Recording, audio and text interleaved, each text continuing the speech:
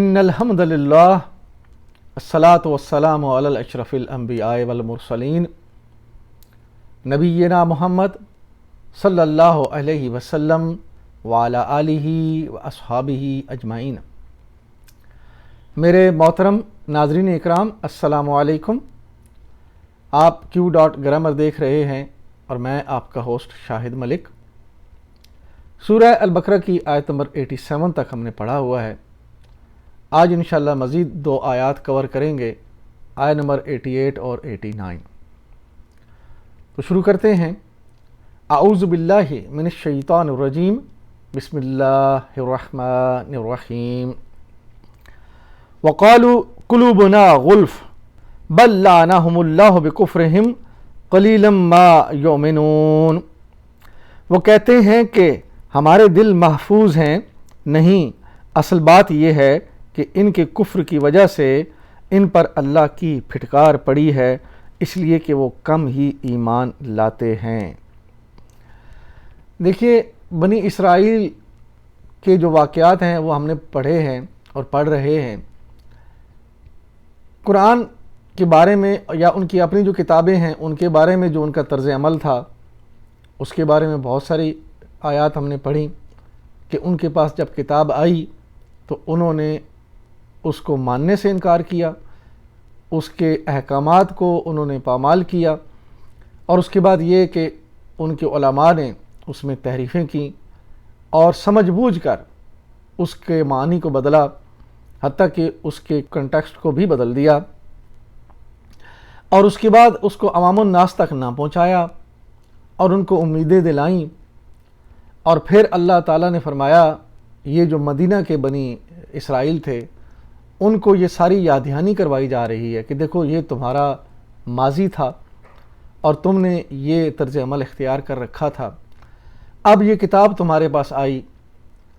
موسیٰ علیہ السلام کے بعد بے شمار انبیاء اللہ تعالیٰ نے فرمایا کہ تمہارے پاس بھیجے، اور پھر تم نے ان کے احکامات کو انکار کیا، بلکہ تم نے انبیاء کو قتل تک کیا۔ تو یہ ساری تعلیمات ان کو دی جا رہی تھی، ان کو جو ہے اللہ تعالیٰ اپنے دین کی طرف اپنے نبی کے ذریعے دعوت دے رہا تھا۔ تو وہ کہتے ہیں کہ ہمارے دلوں کے اوپر تو غلاف پڑے ہیں۔ وقالوا قلوبنا غلف، یعنی ہمارے دل بند ہیں، غلاف چڑھے ہوئے ہیں۔ اللہ نے فرمایا کہ نہیں، ایسی بات نہیں ہے، کہ اصل میں یہ تمہارے جو دل بند ہیں، جو تمہیں کوئی بات سمجھ میں نہیں آ رہی، یہ اس کفر کی وجہ سے ہے جو تم کرتے چلے آ رہے ہو۔ اللہ کی پھٹکار ہے تمہارے اوپر، اللہ کی لعنت ہے تمہارے اوپر کہ تمہیں یہ باتیں سمجھ نہیں آتی اور تم ایمان لانے والے نہیں ہو۔ یہ اللہ تعالیٰ کی سنت مطہرہ ہے کہ اللہ پاک کسی کو زبردستی دین کی طرف نہیں لے کے آتے۔ ہدایت اسے ملتی ہے جو خود آگے بڑھتا ہے۔ جو ہدایت سے انکار کرتا ہے اور کرتا چلا آتا ہے، پھر اس کا دل اللہ تعالیٰ بند کر دیتا ہے اور اس کے اوپر غلاف چڑھ جاتے ہیں۔ اگلی آیت کی طرف چلیں گے۔ وَلَمَّا جَاءَهُمْ كِتَابٌ مِّنْ عِندِ اللَّهِ مُصَدِّقٌ لِّمَا مَعَهُمْ وَكَانُوا مِن قَبْلُ يَسْتَفْتِحُونَ عَلَى الَّذِينَ كَفَرُوا فَلَمَّا جَاءَهُمْ مَا عَرَفُوا كَفَرُوا بِهِ فَلَعْنَةُ اللَّهِ عَلَى الْكَافِرِينَ۔ اور اب یہ ایک کتاب جو اللہ کی طرف سے ان کے پاس آئی ہے، اس کے ساتھ ان کا کیا برتاؤ ہے، باوجود یہ کہ وہ اس کتاب کی تصدیق کرتی ہے، یعنی اس کتاب کی تصدیق کرتی ہے جو ان کے پاس پہلے سے موجود تھی، باوجود یہ کہ اس کی آمد سے پہلے وہ خود کفار کے مقابلے میں فتح و نصرت کی دعائیں مانگا کرتے تھے، مگر وہ چیز جب آ گئی ان کے پاس تو انہوں نے اسے ماننے سے انکار کر دیا، تو اللہ کی لعنت ہو ایسے کافرین پر۔ دیکھیے، یہ مدینہ کے جو یہود تھے، جب یہ مدینہ میں آباد ہوئے تو انہوں نے اپنی کتابوں میں یہ پڑھ رکھا تھا کہ ایک نبی آنے والا ہے، اور کم و بیش ان کو یہ پورا احساس تھا کہ یہ وقت آ چکا ہے۔ تو یہ صدیوں سے یہاں پہ آ کر آباد تھے۔ اس زمانے میں جو مدینہ میں یعنی یثرب میں 2 قبائل تھے، اوس اور خزرج، اور یہ یہودیوں کے 3 قبائل تھے۔ یہ ان کے ساتھ جنگیں کرتے اور ان کی زمینوں پہ انہوں نے قبضے کیے ہوئے تھے، اور ان کو جو ہے انہوں نے اپنا یعنی ماتحت کیا ہوا تھا اپنے سود خوری کی وجہ سے. تو یہ ان کے ساتھ لڑائیاں کرتے، جنگیں کرتے، اور پھر جب کبھی جنگوں میں یہ ان سے مات کھاتے تو ان سے کہتے کہ عنقریب ایک نبی آنے والا ہے، اس کے ساتھ مل کر ہم یہ سارا عرب جو ہے یہ فتح کر لیں گے. ان کو یقین تھا ایک نبی آنے والا ہے. لیکن اللہ تعالیٰ یہاں فرما رہے ہیں کہ جب وہ کتاب آئی جو پچھلی کتابوں کی تصدیق کرتی ہے، یعنی یہ کلام، یہ قرآن، اور جب وہ نبی آئے جس کو وہ پہچان بھی گئے اور جس کے لیے وہ دعائیں مانگا کرتے تھے، وہ جب آ گئے تو جاننے کے باوجود انہوں نے کفر کیا. اور اس کی تصدیق اس احادیث مبارکہ سے ہوتی ہے جو حضرت صفیہ اوحی یہودیوں کا سردار تھا، اس کی بیٹی تھیں. جب یہ غزوہ خیبر فتح ہوا تو آپ کی نکاح میں آئیں. وہ حدیث میں فرماتی ہیں، کہتی ہیں کہ جب میں چھوٹی بچی تھی اور یہ الہوئی جو تھا یہ مدینہ میں ہی تھا، مدینہ سے اس کا جو قبیلہ اس کو نکالا گیا تھا. تو کہتی ہیں کہ جب نبی اکرم صلی اللہ علیہ وسلم مدینہ تشریف لائے اور میرے والد اور میرے چچا دونوں آپ کو ملنے گئے اور واپس جب آتے ہیں تو آ کے انہوں نے آپس میں گفتگو کی، تو چچا نے کہا کہ کیا یہ وہی نبی ہے؟ یعنی ان کی کتابوں میں یہ تھا کہ وہ نبی، ایک نبی کا اشارہ ملتا تھا کہ وہ ایک نبی آنے والا ہے. تو انہوں نے پوچھا کہ کیا یہ وہی ہے؟ تو میرے والد نے کہا کہ ہاں بالکل وہی ہے. اور پھر میرے چچا نے کہا تو پھر اب کیا ارادہ ہے؟ تو میرے والد نے کہا کہ بالکل میں اس کو نہ مانوں گا، اس کا انکار کروں گا اور اس کو چلنے نہیں دوں گا. یہ یہودیوں کا طرز عمل تھا. تو انہی آیات میں اللہ سبحانہ تعالیٰ نے اس کی طرف توجہ دلائی. اب ہمیں یہ سمجھنا ہے کہ اللہ تعالیٰ کا کلام برحق ہے، پچھلی کتابوں کی تصدیق کرنے والا ہے، اور اس کے احکامات پر جب تک ہم عمل نہیں کریں گے ہم اللہ کو کبھی راضی نہیں کر سکتے اور ہم اپنی آخرت میں کبھی کامیابی حاصل نہیں کر سکتے. تو یہ آیہ مبارکہ بڑی واضح پیغام کے ساتھ ہمارے سامنے، فہم کے ساتھ ہم نے ان کو سمجھنا ہے تاکہ ہم اپنی آخرت کو سنواریں. تو چلتے ہیں اب ان آیات کی گرامر کی طرف.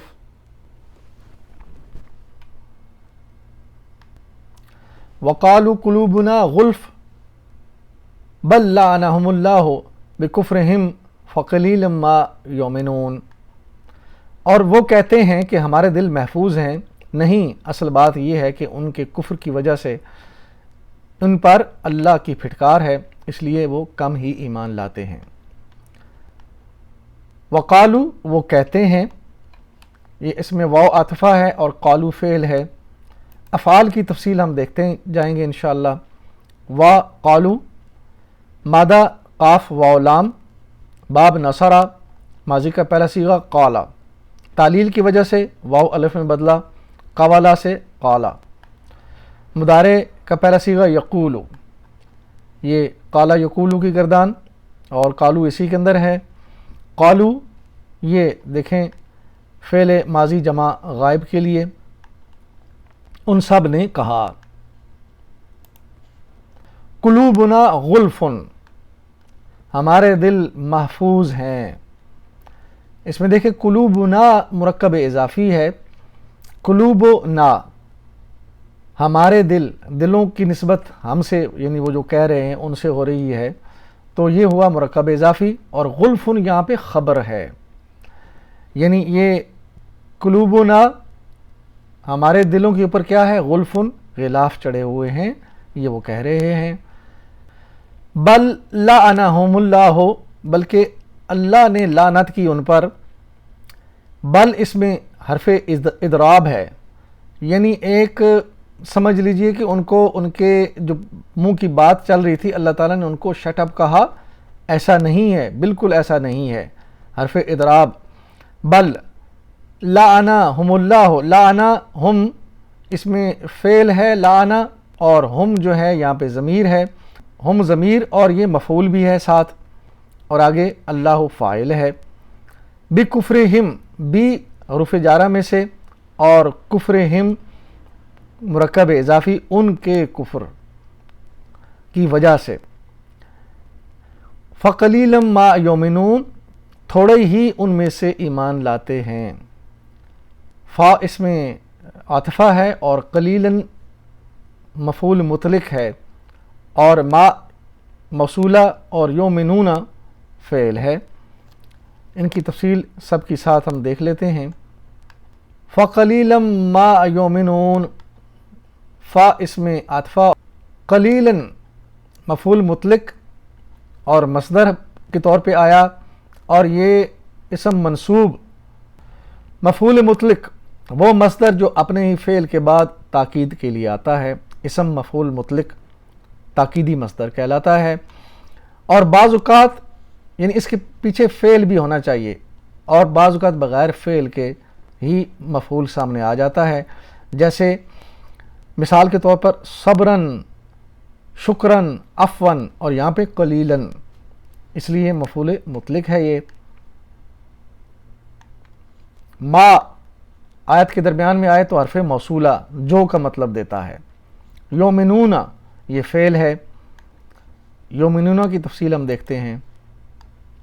یؤمنون مادہ الف میم نون باب مزید فی اسلمہ اور اسلمہ کے پیٹرن پہ ماضی کا پہلا صیغہ آمنا، مضارع یؤمنو، آمنا یؤمنو، اسلمہ یسلمو کے وزن پہ ہے. یؤمنون کدھر ہے؟ یہ یسلمون کے وزن پہ وہ سب ایمان لاتے ہیں. یہ مضارع جمع غائب مذکر کے لیے. وَلَمَّا جَاءَهُمْ كِتَابٌ مِّنْ عِنْدِ اللَّهِ مُصَدِّقٌ لِمَا مَعَهُمْ اور اب جو ایک کتاب اللہ کی طرف سے ان کے پاس آئی ہے وہ اس کتاب کی تصدیق کرتی ہے جو ان کے پاس پہلے سے موجود تھی. وَلَمَّا اور جب ظرف زمان ہے، واو عاطفہ اور لما ظرف زمان کسی زمانے کی بات ہو رہی ہے اور یہ منصوبات میں سے ہے ظرف زمان. جاءہم کتاب آئی ان کے پاس کتاب. جاء فعل ہے، ہم ضمیر ہے اور کتاب فاعل ہے. آئی کیا؟ کتاب. تو کتاب نے آنے کا فعل کیا. اس کی تفصیل ہم دیکھیں گے. جاءہم کتاب مادہ جاء کا جیم یا حمزہ، باب ضربہ ماضی کا پہلا صیغہ جاء، مضارع کا پہلا صیغہ یجیء، جاء یجیء. مادہ میں دیکھیں دو حروف علت ہیں یا اور حمزہ، تو اس لیے تعلیل کے بعد یہ فعل بنا جاء یجیء ضربہ یضربو کے وزن پہ. جاء کدھر ہے؟ ضربہ کے وزن پہ.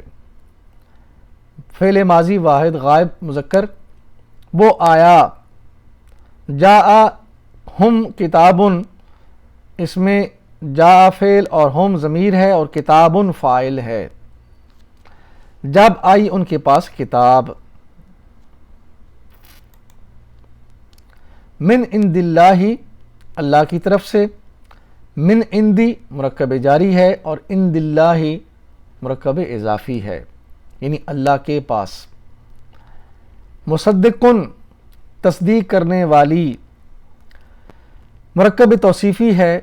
کتاب متصدقن یعنی کتابن آگے اس کی جو صفت ہے وہ مصدقن ہے تو کتاب متصدقن مل کر یہ بنے گا مرکب توصیفی. لما معہم اس کی جو ان کے پاس ہے. لی ما یہ مرکب جاری، ما موصولہ اس میں ہے اور معہم یہ مرکب اضافی ہے جو ان کے پاس ہے. وَقَانُوا مِن قَبْلُ يَسْتَفْتِحُونَ عَلَى الَّذِينَ كَفَرُوا اس کی آمد سے پہلے وہ خود کفار کے مقابلے میں فتح و نصرت کی دعائیں مانگا کرتے تھے. وَقَانُوا اور وہ تھے، واو اس میں عاطفہ اور قانو فعل ہے. وَقَانُوا قانو کا مادہ کاف واو نون فعل ناقصہ میں سے ہے اور یہ ماضی کا پہلا صیغہ بنے گا قانا. واو اس میں حروف علت میں سے ہے، واو بدل کے الف آ گیا، کوانا کے بجائے کانا۔ فعل مضارع پہلا صیغہ یکون، کانا یکون، اور یہ کانا کی گردان ہم نے اپنی گرامر کی کلاسز میں پڑھی ہوئی ہے، اس لیے کانا کی گردان کے ساتھ ہی یہ فعل آیا کانو۔ کانو فعل ماضی جمع غائب مذکر، وہ سب تھے۔ من قبلو، اس سے پہلے، مرکب جاری من حروف جارہ میں سے ہے۔ من قبلو، قبلو یہاں پہ ظرف زمان ہے، زمانے کی بات ہو رہی ہے۔ من قبلو، تو یہ دونوں مل کر مرکب جاری بنتے ہیں۔ یستفتحون، فتح کی دعا مانگا کرتے تھے، یہ فعل ہے، اس کی تفصیل دیکھتے ہیں ہم۔ وَيَسْتَحْيُونَ، مادہ ہا یا اور یا دونوں حروف علت میں سے ہیں۔ باب استغفرہ مزید فی کا، ماضی کا پہلا صیغہ تعلیل کے بعد استحیا، مضارع کا پہلا صیغہ یستحیی۔ باب استغفرہ یستغفرو، استحیا یستحیی۔ یستحیون کدھر ہے؟ یستغفرون کے وزن پہ، فعل مضارع جمع غائب مذکر، وہ سب دعا مانگا کرتے تھے۔ کانو نے مضارع کو ماضی استمراری کر دیا، یعنی یہاں پہ یستغفرون کے وزن پہ یستحیون، وہ مانگتے ہیں یا مانگیں گے، یہ مطلب آئے گا، لیکن کانو جب لگ گیا تو یہ معنی ماضی میں چلا گیا، وہ سب دعا مانگا کرتے تھے، ماضی استمراری۔ الذین کفروا، ان کے اوپر جو کافر تھے، یعنی کافروں کے اوپر وہ دعا مانگا کرتے تھے۔ الذین مرکب جاری ہے، علی حرف جارہ میں سے، اور کفرو فعل ہے، فعل کی تفصیل دیکھتے ہیں۔ کفرو مادہ کاف فا را، باب نصرہ ماضی کا پہلا صیغہ کفرہ، مضارع کا پہلا صیغہ یکفرو، کفرہ یکفرو، نصرہ ینصرو کے وزن پہ، اور کفرو کدھر ہے؟ نصرو، ماضی جمع غائب مذکر، انہوں نے انکار کیا۔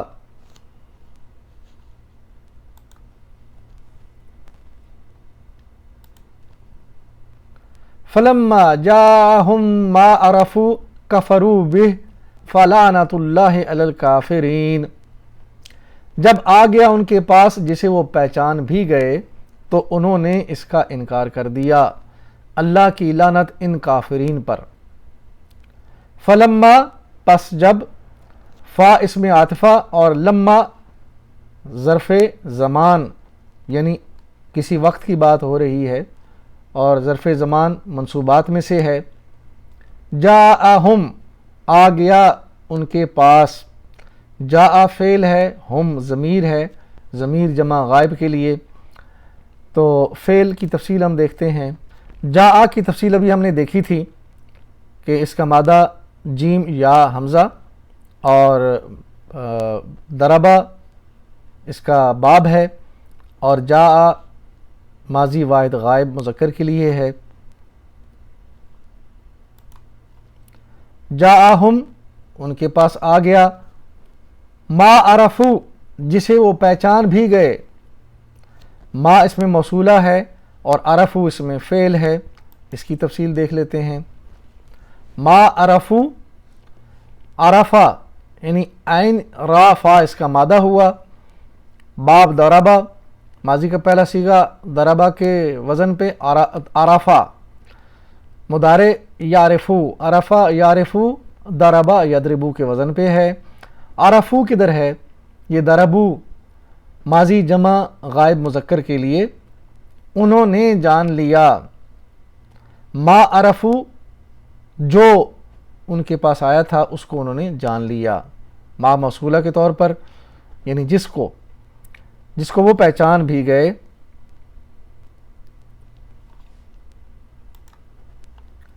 کفروا بہ اس سے انکار کر دیا، کفروا فعل ہے اور بہ مرکب جاری، بی حروف جارہ میں سے، اور ہی جو ہے یہ ضمیر واحد غائب کے لیے،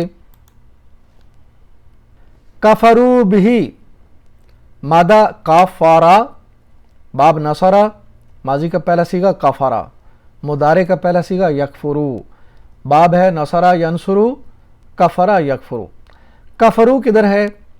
नसरू के वज़न पे, माजी जमा गायब मुज़क्कर, उन्होंने इनकार किया।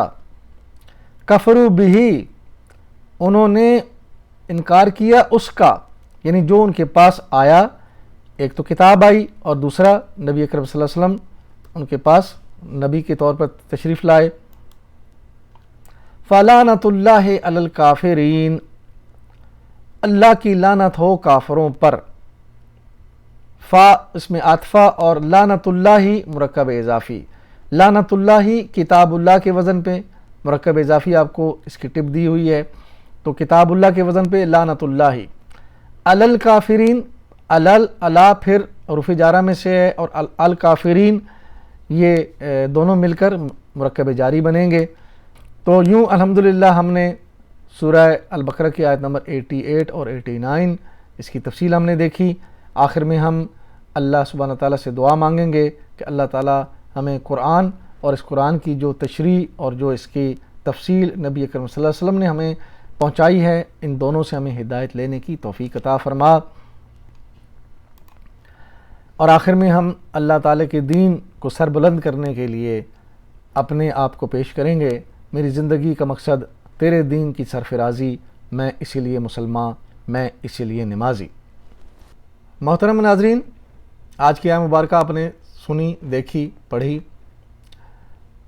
ख़ास बात इस आयत मुबारक में ये है कि अल्लाह सुब्हानहू तआला जब इंसानों की तरफ अंबिया भेजते हैं, अपनी तालीमात भेजते हैं, हिदायत भेजते हैं, तो जब अवामुन नास उन हिदायत का इनकार करते हैं, उन अहकामात का इनकार करते हैं, तो फिर अल्लाह की तरफ से उनके ऊपर लानत कर दी जाती है।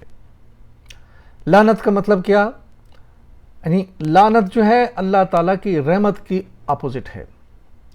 अल्लाह जिसके ऊपर रहमत करता है, अल्लाह उसे दुनिया में भी सुरखरू करता है और आखिरत में भी उसको अल्लाह ताला अपनी जन्नतों में लेके जाएगा। और जब अल्लाह ताला किसी को अपनी रहमत से महरूम करता है, तो यूँ समझ लीजिए कि वो उसके ऊपर अल्लाह की लानत पड़ जाती है, अल्लाह की तरफ से फिटकार पड़ जाती है। लानत जो है, जैसे मैंने अर्ज़ की कि ये रहमत के अपोजिट है, तो रहमत नहीं मिलेगी तो लानत ही पड़ेगी।